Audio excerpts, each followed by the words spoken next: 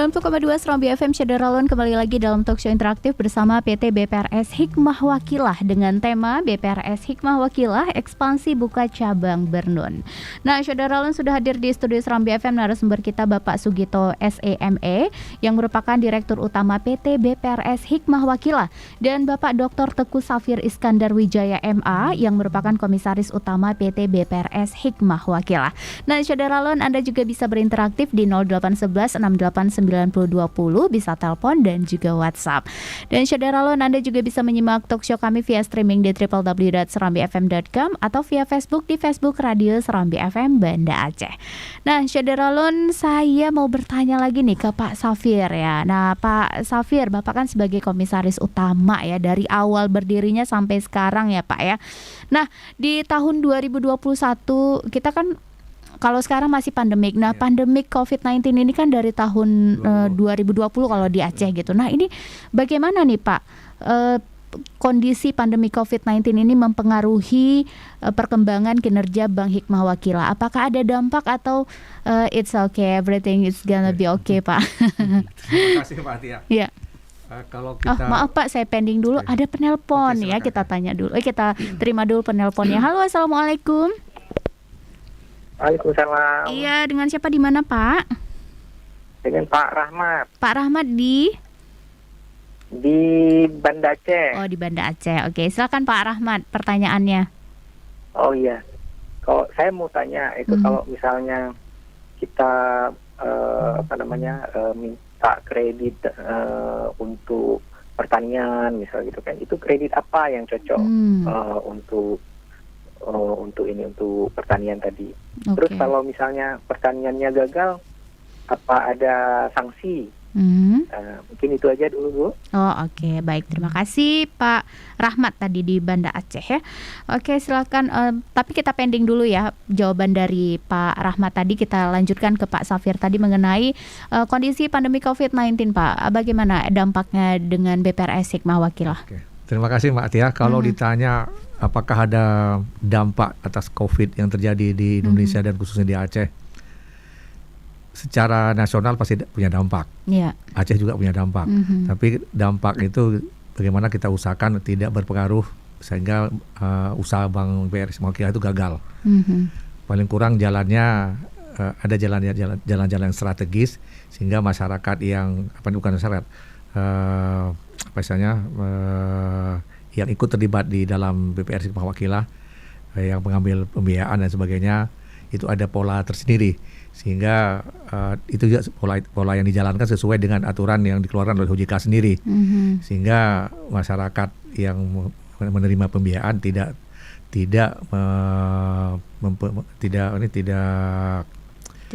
bisa pending pembayarannya ya.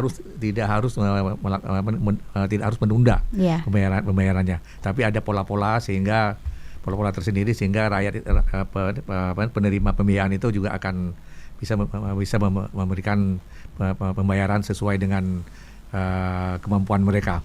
Itu mungkin Pak Gito akan bisa menjelaskan secara jelas bagaimana pola yang dilakukan oleh BPRS Hikmah Wakilah. Silakan Pak Gito. Ya Pak, silakan. Baik, terima kasih Pak Safir. Dampak COVID terhadap eksistensi Hikmah Wakilah kemudian juga terhadap dunia usaha ya. Alhamdulillah dengan COVID-19 dimulai di tahun 2020, kalau nggak salah 2019 itu kalau nggak salah Maret. 2020 Maret Pak. 2020 Maret ya. Itu mulai COVID. Nah, pemerintah Republik Indonesia melalui Otoritas Jasa Keuangan itu ada menerbitkan POJK tentang relaksasi terhadap nasabah yang punya usaha yang memang terdampak COVID-19. Nah, dalam hal ini Hikmah Wakilah karena POJK itu sudah disampaikan bagi pengusaha yang memiliki dampak COVID, kita fasilitasi. Bahwa fasilitasi Hikmah Wakilah seperti melakukan rescheduling atau penjadwalan ulang. Penjadwalan ulang terhadap pembiayaan yang tadinya kemampuannya menjadi A menjadi A minus, itu kita fasilitasi tanpa adanya tambahan margin apapun juga. Nah, sehingga dalam hal ini nasabah yang tadinya memiliki kemampuan A menjadi A minus, itu dari sisi bisnisnya akan bisa terjaga dengan bagus. Keberlangsungan bisnisnya bank juga akan bisa terjaga ya.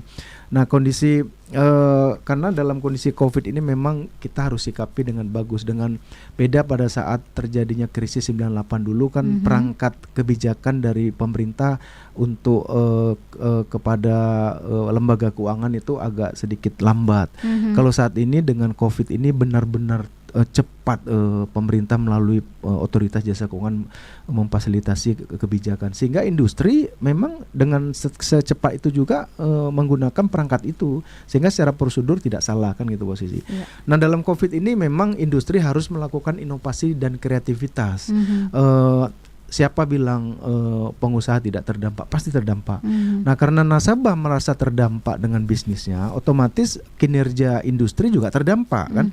Kami tahun 2020 itu terdampak dari sisi pendapatan bank itu menurun sampai angka 20-30%, kan itu terdampak.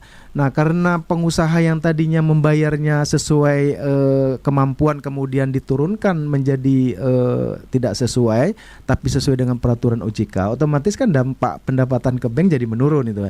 Tapi dari sisi kesehatannya si nasabah juga menjadi terbantu. Kemudian perbankannya juga menjadi terbantu, menjadi sehat kan gitu posisinya, walaupun dampak dari pendapatan yang menurun.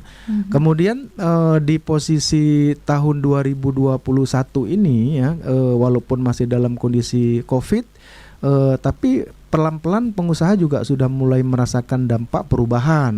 Nah, otomatis dengan dampak perubahan tersebut, otomatis industri juga Himawakila juga terdampak dari sisi peningkatan kinerja kan.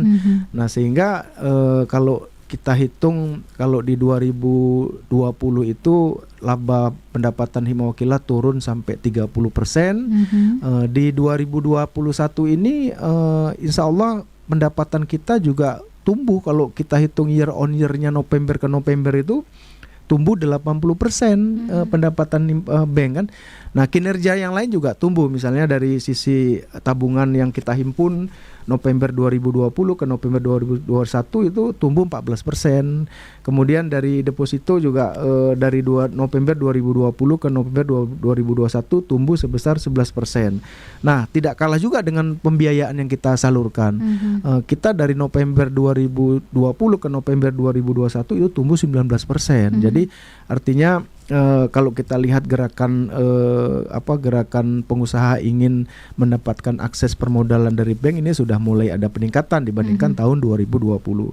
Nah dari sisi laba itu tadi kita di posisi November 2020 itu posisi laba kita baru lebih kurang 1,5 miliar. Nah di November kita udah 2,7 miliar. Jadi meningkat 80% dibandingkan 2020. Nah, itu posisinya. Jadi ya memang kalau kita lihat dari mungkin kerugian secara bias logika itu memang kayaknya wah ini bakal rugi nih. Tapi ya mungkin karena syariah ya Pak ya. Jadi diberkahi gitu. Oke. Nah tadi silakan Pak untuk menjawab pertanyaan Pak Rahmat tadi ya mengenai pembiayaan dari sektor pertanian. Sebenarnya nanti kan saya bakal tanya juga nih mengenai pembiayaan dalam bentuk apa saja sih Pak yang bisa disetujui. Tapi mungkin kita jawab dulu pertanyaan Pak Rahmat. Baik Pak Rahmat, terima kasih telah mengajukan pertanyaan bahwa perbankan itu sebenarnya masuk ke seluruh sektor usaha, termasuk sektor usaha pertanian. Tapi tidak terlalu fokus, tapi kita akan fasilitasi. Nah, jika si petani tersebut gagal dari sisi pertaniannya, gagal itu kan bisa disebabkan karena memang gagal karena faktor alam. Ya. Ada gagal karena memang faktor hama, tapi ada juga faktor karena kesalahan kita dalam mengelola human error kan. Nah kalau gagal dari sisi faktor alam, itu Bank Syariah memberikan toleransi untuk kembali melakukan usahanya menanam kembali gitu. Makanya kan nanam kembali nanti tingkat resiko bagi hasil atau margin yang udah disepakati kemarin memang kita nggak dapat, kita nggak akan tuntut itu. Tapi sejumlah pokok yang sudah kita sepakati, bagaimana upaya untuk melakukan perbaikan-perbaikan, bertahap demi tahap itu harus kita selesaikan kan itu. Karena bank kan punya kewajiban kepada masyarakat terhadap himpunan sumber dana masyarakat dan tabungan dan deposito kan. Nah, kalau bagi hasil pembiayaan, margin pembiayaan karena gagal bukan karena risiko sendiri, gagal karena faktor alam, itu bisa kita tidak hitung, bisa kita hilangkan ya. Kemudian jangan juga karena gagal sekali panen kemudian besoknya nggak nanam. Jadi makanya bank dari sisi pembiayaan ke sektor-sektor yang memang membutuhkan waktu, itu kami melihat bahwa nasabah yang bercocok tanam atau yang menggeluti di sektor pertanian, apakah nasabah ini sifatnya sifat temporer saja suatu ketika ingin mendapatkan akses modal bank, atau memang selama ini profesinya sebagai petani kan gitu. Kalau profesi dia sebagai petani walaupun gagal sekali lanjut aja nggak masalah. Tinggal bicarakan ke bank, Pak ini kemarin gagalnya seperti apa? Memang gagal total atau gagal ada sebagian kan gitu. Kalau gagal sebagian kita hitung-hitungan juga sebagian. Tapi kalau gagalnya total kita hitung juga total. Tapi kedepannya bagaimana untuk sejumlah pokok tersebut untuk kita selesaikan, ya kita bicara musyawarah lah, nggak mesti harus pokoknya Pak kami tidak mau tahu ini bisnis gagal, nggak gitu, karena memang resiko bisnis. Nah di bank syariah kan ada pembiayaan yang namanya pembiayaan dengan konsep salam ya. Ada juga konsep salam itu memang untuk bisnis pertanian. Tapi ada juga bisnis yang bersirkah, dia berbagi hasil. Nah, kalau tanam padi itu kan ada masa 3-4 bulan. Ngitung bagi hasilnya nanti kan bisa 3-4 bulan kemudian, tapi ada proyeksi dari sekarang.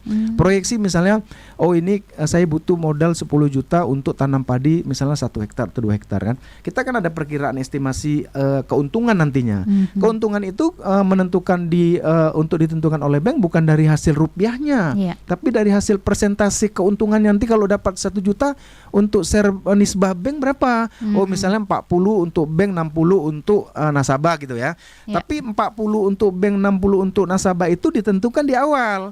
Tapi realisasi real terhadap rupiahnya nanti kan kita belum tahu nih. Nah itu ditentukan di belakang. Oh Pak ini ternyata dari hitung-hitungan kita ada untung 2 juta. 2 juta tinggal share, 40-nya buat bank, 60-nya buat nasabah gitu ya. Makanya bank membiayain sektor-sektor pertanian, Pak Rahmat, benar-benar dilihat apakah Bapak memang profesinya sebagai petani murni atau sekedar untuk musiman. Nah, kalau musiman ini kami agak galau ini. Nanti begitu gagal pertama sudah ditinggalin kan. Nah, jadi betul-betul serius dia memiliki bisnis pertanian gitu. Oke, jadi mungkin ada syaratnya ya kita lihat dulu gitu ya, kita apakah dia itu memang profesinya petani atau dan ini juga berlaku bagi petani tambak juga. Betul. Gitu ya Pak ya. Ya betul, karena kita makanya juga di perbankan syariah tidak dilarang adanya faktor pendukung jaminan.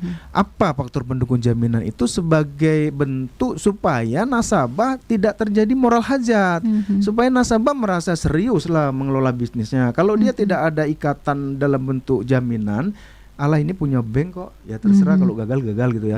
Padahal masyarakat juga harus paham bahwa bank ini mengelola dana masyarakat dalam bentuk tabungan. Bayangkan Bapak Ibu sekalian, kalau simpan dana tabungan di Hikmah Wakilah, taruh deposito di Hikmah Wakilah, jangankan pokoknya hilang, bagi hasil yang didistribusikan aja tidak didapatin, marah itu kan. Artinya mungkin tidak pun marah, bulan depan ditarik, alasannya Pak Gito sebentar ya saya izin tarik deposito karena saya butuh uang. Padahal bukan butuh uang, karena terjadinya penurunan distribusi bagi hasil sehingga merasa dia nggak enak untuk tempatin terus di kita, dia tarik pindahin ke tempat lain. Nah itu kondisinya itu. Oke, jadi memang ya kita mutualisme simbiosis lah ya.